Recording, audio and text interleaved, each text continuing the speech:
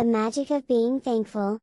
A short moral story. Emma always wanted more, new toys, fancy clothes, and the latest gadgets. No matter how much she had, she never felt happy.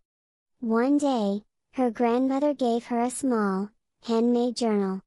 "Write down something you're thankful for each day," she said. Emma sighed. What was there to be thankful for? But to make her grandmother happy, she wrote, "I have a cozy bed." The next day, she wrote, "Mom packs my lunch with love." Slowly, she started noticing more, her best friend's laughter, the warmth of the sun, and even the kindness of a stranger holding the door for her. Weeks passed, and Emma realized something magical: she felt happier. Instead of wishing for more, she appreciated what she already had. One morning, she hugged her grandmother and said, "Thank you for the best gift ever."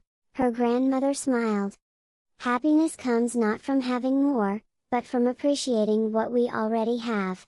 From that day on, Emma's heart was full, not with things, but with gratitude. Moral: gratitude brings true happiness. When we appreciate the little things in life, we realize how blessed we already are.